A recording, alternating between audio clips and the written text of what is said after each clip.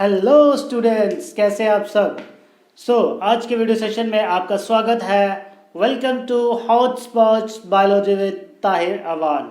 तो वीडियो शुरू करने से पहले एक छोटा सा मोटिवेशनल शेयर आपके लिए कि कहते हैं कि सपने वो नहीं जो नींद में आते हैं, सपने तो वो हैं जो नींद आने नहीं देते।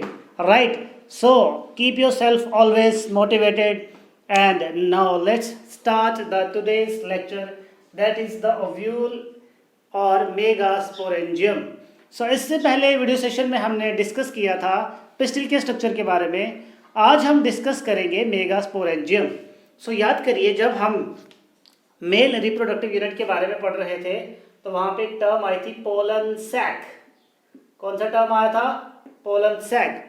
हाँ, एक चीज़ और आज की आपको मैं इंटरेस्टिंग बता दूं, जैसे कि आपने वीडियो का थंबनेल देखा होगा कि आज हम कंपेयर करेंगे ह्यूमन फीमेल रिप्रोडक्टिव सिस्टम को इस मेगास्पोरेंजियम के स्ट्रक्चर से। वीडियो को लास्ट तक ज़रूर देखिएगा, वेरी वेरी इंटरेस्टिंग आज का टॉपिक होने वाला है। बात कर रहे थे हम कि जिस तरह से हमने देखा था कि जो पोलन सैक था उसके अंदर क्या होते थे? पोलन ग्रेन्स, राइट, जिसको कहा गया था माइक्रोस्पोरेंजियम। तो एंजियम का मतलब दोबारा से कह रहा हूं कि कवरिंग। तो कवरिंग यानी कि जिसके अंदर होगा फीमेल गैमीट। फीमेल गैमीट क्या है? Embryo sac, right. ओव्यूल भी वही स्ट्रक्चर होता है जो एम्ब्रियो सैक को कवर करके रखता है, उसको प्रोटेक्शन देता है जिस तरह से पोलन सैक पोलन ग्रेन्स को प्रोटेक्शन देता था। ये नीट के हिसाब से बड़ा इंपॉर्टेंट टॉपिक है और बोर्ड के हिसाब से भी आपको एज इट इज डायग्राम भी बनाने को आ सकती है। आज हम डिस्कस करने वाले हैं कि ओव्यूल का स्ट्रक्चर कैसा होता है। ये स्ट्रक्चर मैंने पहले से बना के रखा हुआ है, यहाँ पे आपको लेबलिंग करके बताऊंगा कि कौन कौन से स्ट्रक्चर्स होते हैं। उसके बाद लास्ट में आपको ये भी बताएंगे कि इसको बनाना कैसे है, बड़े ही सिंपल तरीके से। तो चलिए शुरू करते हैं। पिछले वीडियो सेशन में हमने आपको बताया था कि जो ओव्यूल होता है वो प्लेसेंटा के साथ अटैच रहता है, राइट। वो पार्ट सबसे पहले हम डिस्कस करेंगे, इसको बाहर से अंदर की तरफ इसके स्ट्रक्चर को हम डिस्कस करने वाले हैं, right. Be excited for that, okay. हमने आपको बताया था कि ओव्यूल जुड़ा रहता है प्लेसेंटा के साथ। जो सबसे पहला पॉइंट आपको कुछ याद रखने हैं, सबसे पहले आपको क्या रखने हैं? कुछ पॉइंट याद रखने हैं कि जो नंबर ऑफ ओव्यूल्स हो सकते हैं, ओव्यूल्स इन ओवरी, क्योंकि ओव्यूल्स तो ओवरी के अंदर होते हैं, दे कैन वेरी, ये वेरी कर सकते हैं। जैसे कि कुछ स्पीशीज ऐसे होते हैं जिनमें केवल और केवल एक ही ओव्यूल होता है, यानी कि सिंगल ओव्यूल, जिसमें एग्जांपल आ गया जैसे कि मैंगो आ गया, पैडी आ गया, व्हीट, राइट। ये नीट में पूछे जा सकते हैं आपको। वैसे ही कुछ स्पीशीज ऐसे होते हैं जिनकी ओवरीज के अंदर मल्टीपल ओव्यूल्स होते हैं। क्या होते हैं? Many ovules. ये भी बड़ा सिंपल है।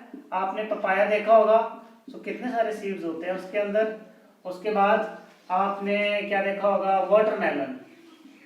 Watermelon, right. उसके बाद orchids.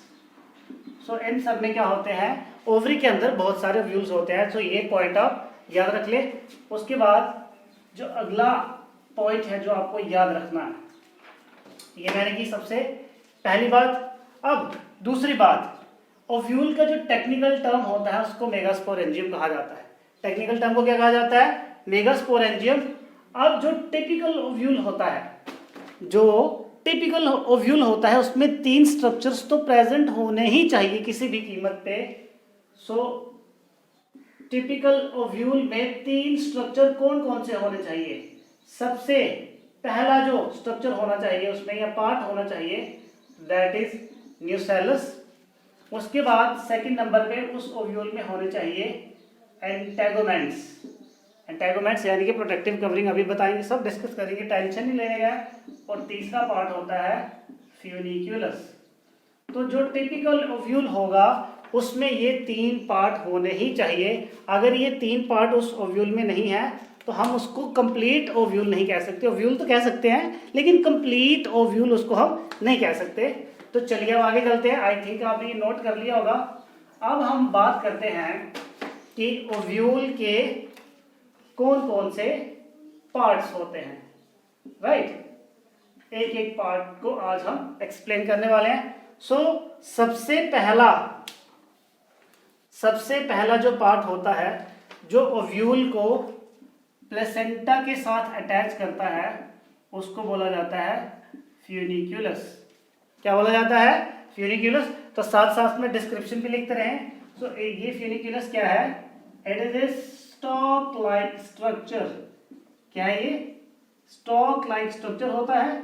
फ्यूनिक्यूलस is stalk like structure जो क्या करता है? That attaches ovule to placenta, right. ये ओव्यूल को क्या करता है? प्लेसेंटा के साथ जोड़ता है। ये आ गया इसका पहला स्ट्रक्चर। अब चलते हैं दूसरे स्ट्रक्चर की तरफ। ये मैं मिटा देता हूं यहां से। अब आई होप आपने लिख लिया होगा। अब जो दूसरा स्ट्रक्चर है उसको कहा जाता है hilum. This is the second part. So hilum क्या है? It is A point. ध्यान से देखिए अगर आप, तो ये फ्यूनिक्यूलस का पार्ट है और जो टिपिकल इसके अंदर जो ओव्यूल का जो टिपिकल ओव्यूल स्ट्रक्चर है वो ये वाला है, जो ये मैंने रेड जोन में पूरा बनाया हुआ है और जो इसके अंदर है। ये भी बताएंगे क्या होता है। सो देखिए, इस ओव्यूल को इस फ्यूनिक्यूलस के साथ जो पार्ट जोड़ रहा है सेंटर में, उसको कहा जाता है हाइलम। क्या कहा जाता है जी? Hilum. So it is the point of attachment of ovule body with funiculus, right.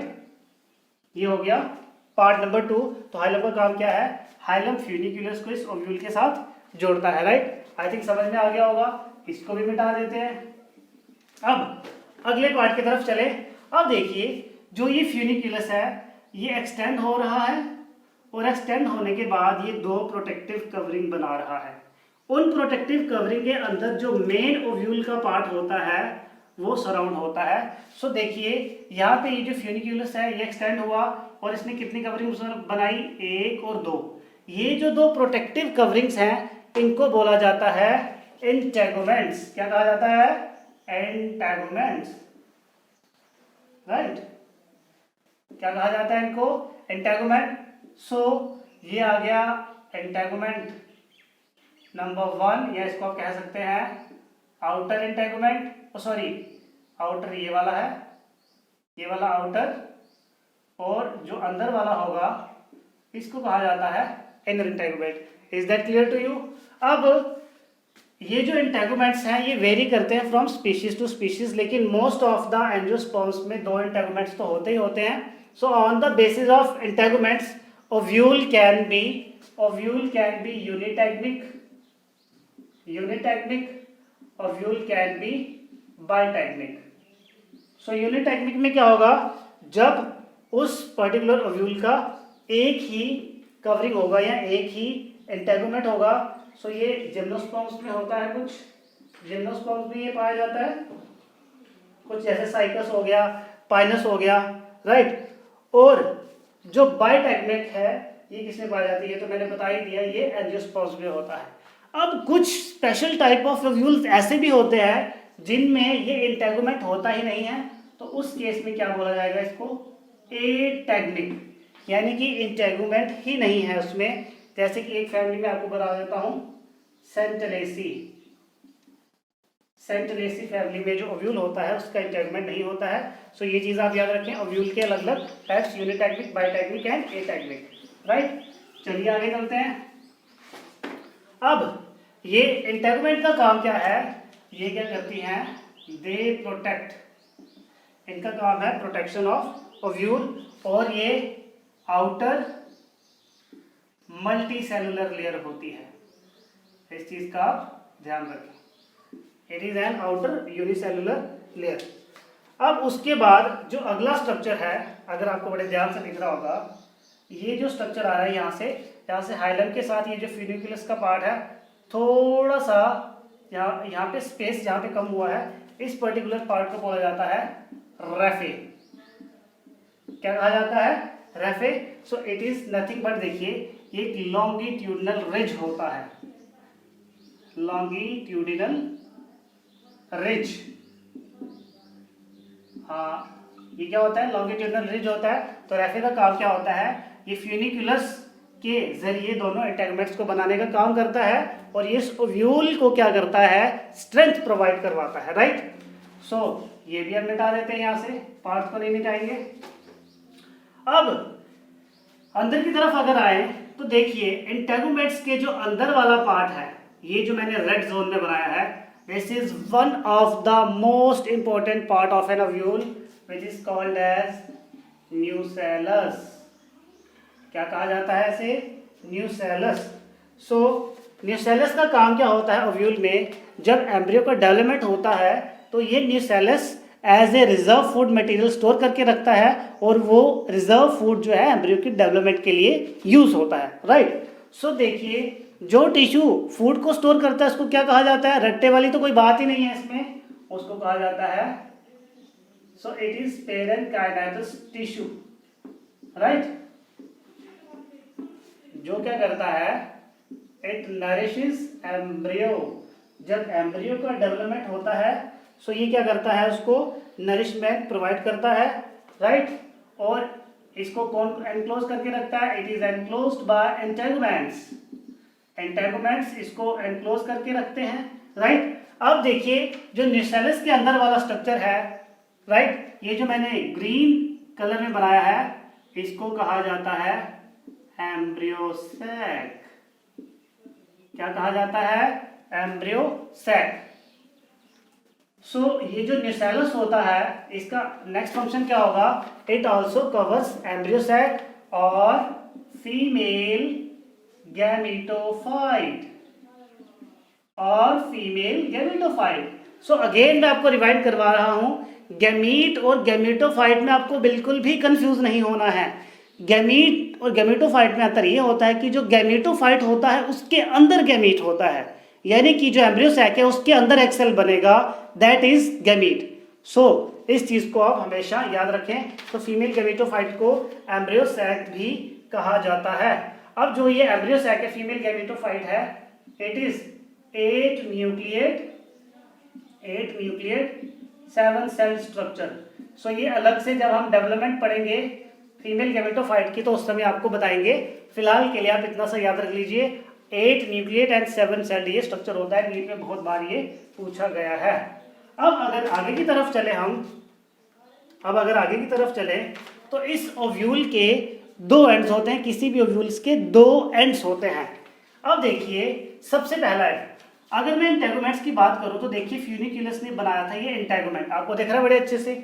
अब देखिए ये जो इंटेगुमेंट्स हैं इसने पूरे ओव्यूल को कवर करके रखा हुआ है, राइट। लेकिन देखिए एक पॉइंट इसमें ऐसा है जिस जगह पे इंटेगुमेंट्स का कवरिंग एब्सेंट होता है, सो वो वाला पॉइंट यहाँ पे इंटेगुमेंट्स का कवरिंग एब्सेंट होता है, या ये कह सकते हैं कि इंटेगुमेंट्स एब्सेंट होते हैं, उस पॉइंट को कहा जाता है माइक्रोपाइलर एंड। क्या कहा जाता है? Micropylar and, right. और माइक्रोपाइलर के ऑपोजिट जो एंड होता है इसको कहा जाता है चलाजल एंड। अब बहुत इंटरेस्टिंग चीज आने वाली है, इसको क्या कहा जाता है? Chalazal end. सो ये क्या होता है? स्वोलन एंड होता है। यहाँ पे क्या करते हैं? इंटेगुमेंट्स सारे के सारे फ्यूज करते हैं, इंटेगुमेंट्स यहाँ पे फ्यूज करते हैं। तो देखिए बड़ी सारी मैं ऐसी बातें बोलता हूँ जो मैं यहाँ पे नहीं लिखता हूँ, तो आप क्या किया करें, उनको नोट करते रहे साथ साथ में, बहुत इंपॉर्टेंट होगा नीट के लिए, कॉम्पिटिटिव के लिए, सीबीएसई के लिए, जेके बॉस के लिए, राइट। अब तो मैंने क्या बोला कि माइक्रोपाइलर एंड जो होता है यहाँ पे क्या होते हैं? इंटेगुमेंट्स एब्सेंट होते हैं। क्या होते हैं? Integuments are absent. अब माइक्रोपाइलर एंड का फंक्शन क्या है? What is the function of this micropylar and? यहां से होती है पोलन ट्यूब का एंट्री, वेरी इंपॉर्टेंट। यहां से क्या होती है? पोलन ट्यूब की एंट्री होती है in most of the angiosperms, right. अब जो आज की सबसे खास बात है, सबसे खास बात है आज की। अब आप इस माइक्रो पाइलोराइड को बड़े ध्यान से ऑब्जर्व करिए जरा। अब इसके सामने मैं एक डायग्राम और बना रहा हूं, ध्यान से देखिएगा। आप कहते हैं कि जी बॉटनी को कैसे कंपेयर करें हम जूलॉजी के साथ, कंपेयर करते ही नहीं, सोचते ही नहीं आप कभी उस बारे में। तो देखिए ये जो मैंने यहाँ पे स्ट्रक्चर बनाया है, इस स्ट्रक्चर को देख के आपको क्या याद आ रहा है, सच बताइएगा। तो स्ट्रक्चर ऑब्वियसली मैंने बनाया है फीमेल रिप्रोडक्टिव सिस्टम का, रफ सा थोड़ा डायग्राम बनाया है। अब देखिए फीमेल रिप्रोडक्टिव सिस्टम में यहाँ पे क्या होता था, ये वेजाइनल ओपनिंग था और ये क्या था, सर्विक्स था जी, सर्विक्स, राइट। अब यहाँ से क्या होता था, मेल रिप्रोडक्टिव ऑर्गन एंटर करता था ड्यूरिंग कॉपुलेशन, और वो इस सर्विक्स के थ्रू जो मेल गैमेट्स होते थे जिनको स्पर्म्स कहा जाता था, वो इस सर्विक्स के थ्रू एंटर करते थे और कहाँ पहुँचते थे, एग के पास। एग्जैक्टली उसी तरीके से जो स्टिग्मा होता है, क्या होता है, देखिए ये स्टिग्मा होता है, this was the stigma. Stigma के ऊपर क्या गिरता था, पोलन ग्रेन, और पोलन ग्रेन यहां से बनाता था पोलन ट्यूब। तो जरा कंपेयर करिए, स्टिग्मा को आप कंपेयर कर लीजिए वेजाइना से। तो देखिए यहां से मान लीजिए कि ये मेल रिप्रोडक्टिव ऑर्गन है, जिस तरह से पेनिस होता था, राइट। तो यहां से ये पोलन ट्यूब एंटर की। अब ये पोलन ट्यूब एंटर करके कहाँ जाएगी, इस माइक्रोपाइलोरेंट के थ्रू एग सेल तक पहुंचेगी, आगे बताएंगे आपको। तो एग्जैक्टली उसी तरह से जिस तरह से जब पेनिस में से स्पर्म्स निकल जाते थे तो सर्विक्स के थ्रू वो एंटर कर जाते थे। तो आप इसी सर्विक्स रीजन को इस माइक्रोपाइलोरेंट से कंपेयर करिए, और ये जो स्टिग्मा का सरफेस है जहाँ से पोलन ट्यूब का एंट्री होता है, इसको कंपेयर करिए वेजाइना के साथ। तो बताइए कोई डिफरेंस नजर आ रहा है आपको यहाँ पे? बिल्कुल भी डिफरेंस नहीं है, it's just an imagination, just an imagination, very very simple, right. So जो माइक्रोपाइलोरेंट होता है यहाँ से क्या करती है, पोलन ट्यूब का एंट्री होता है। इस चीज को ध्यान में रखें, बहुत ही सिंपल है। अब कुछ टेक्निकल टर्म्स हैं जो आपको बतानी है, यहां से मिटा देता हूं। दो चीजें आपको नोट करनी है। सबसे पहली जो चीज है, on the basis of nucellus layer. अब जो ये मैंने न्यूसेलस का यहाँ पे लेयर बनाया है, क्या होता है कि कुछ ओव्यूल्स में जो ये न्यूसेलस का लेयर होता है थिन होता है, कुछ में थिक होता है। या आप ये कह सकते हैं कि न्यूसेलस की लेयर्स कईयों में 1 लेयर्ड होता है, कईयों में 2 लेयर्ड होता है, या ज़्यादा भी हो सकती है। सो on the basis of thickness of nucellus tissue या न्यूसेलस लेयर, हम ओव्यूल्स को 2 क्लासेस में डिवाइड करते हैं। सबसे पहला आएगा 10 यूनिन्यूसिलेट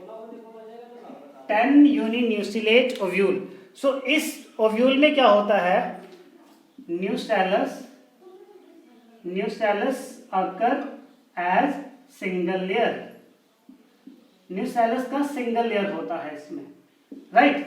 10 यूनिन्यूसिलेट कंडीशन में, और जो दूसरा है उसको बोला जाता है क्रेसिन्यूसिलेट।